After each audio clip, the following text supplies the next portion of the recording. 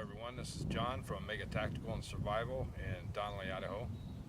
And today we're going to be doing a short video on fire starting and some of the methods you're going to use to do it. I'll get a little more in detail. I'll show you some of the tools we're going to use. And this is a Strike Force ferro rod.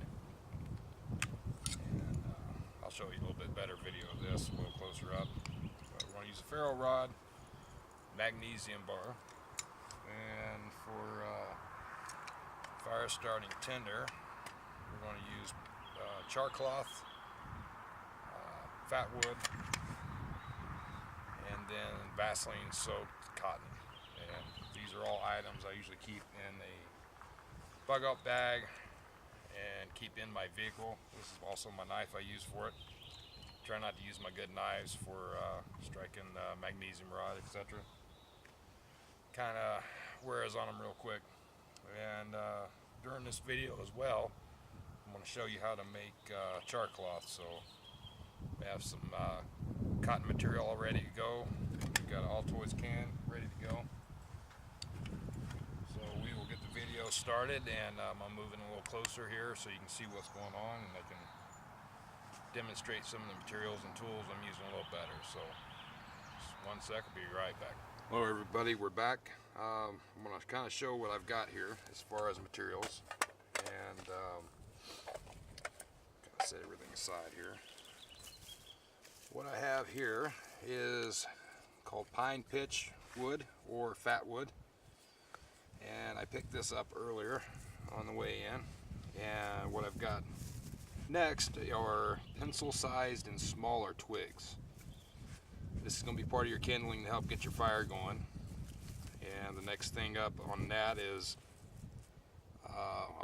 what we say, probably the size of a Sharpie marker and a little bit bigger, up to a size of a cigar, wood on top of that. So that's going to be your next stage of your fire.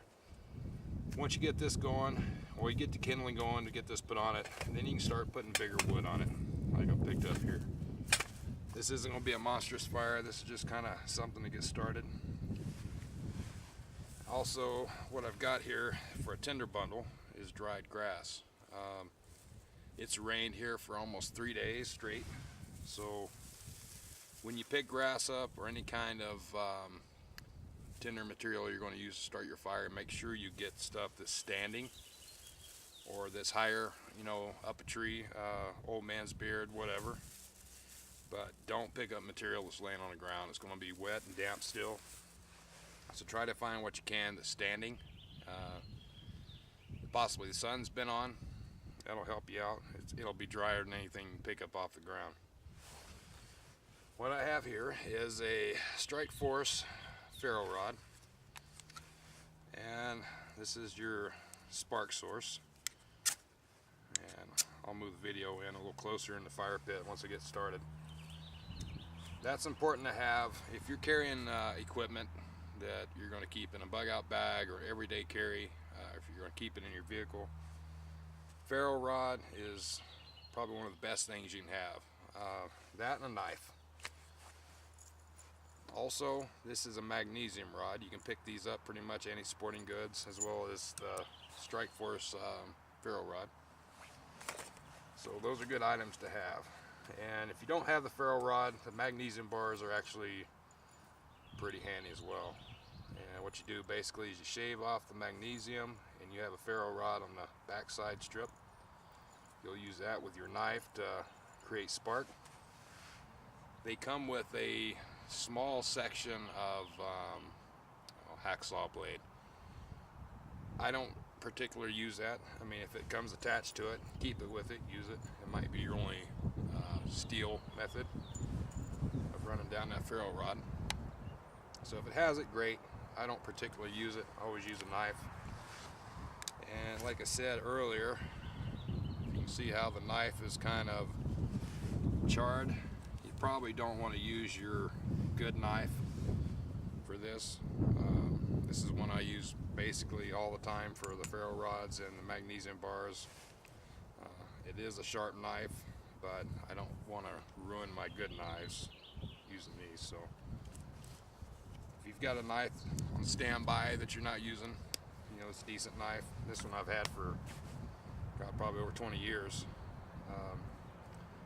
You know, keep a knife with your ferro rod and your magnesium bar, and put that in your bag, put it in your gear, and you'll be good to go.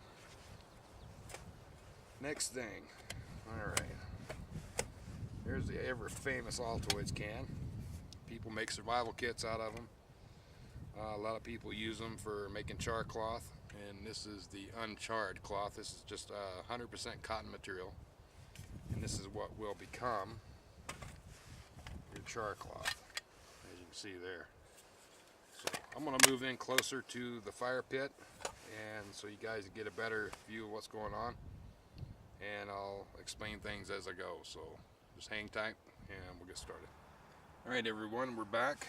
What I've got started here is a piece of bark, pine bark, and some shavings from a pitch pine.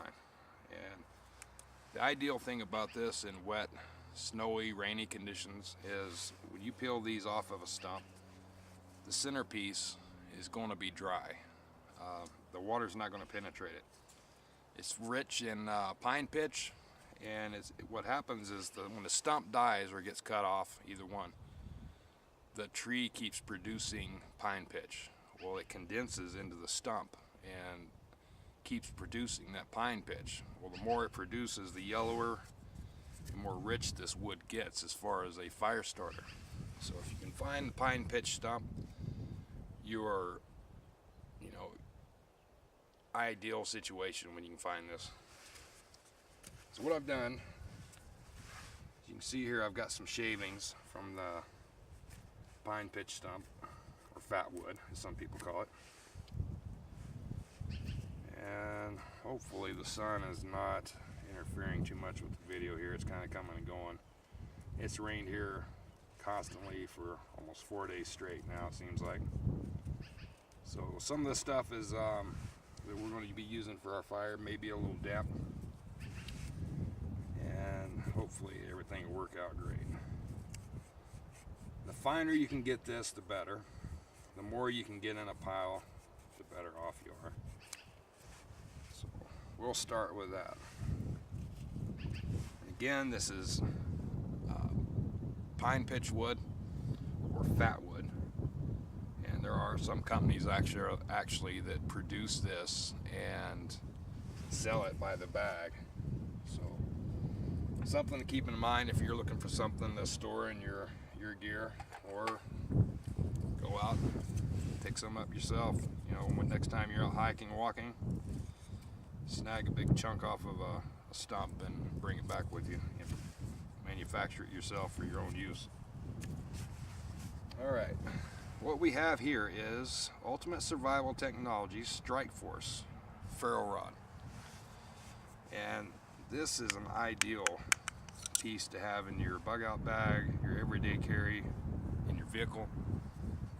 If you have this, you've got the option of starting fire, which to me is one of your #1 priorities, because fire is going to purify water, it's going to cook your food, it's going to provide light and warmth, and also if you're lost and stranded, a signaling option. So fire is important. You don't have to have a knife with this. It comes with its own steel rod already inserted, and it comes with a compartment for putting fire starter.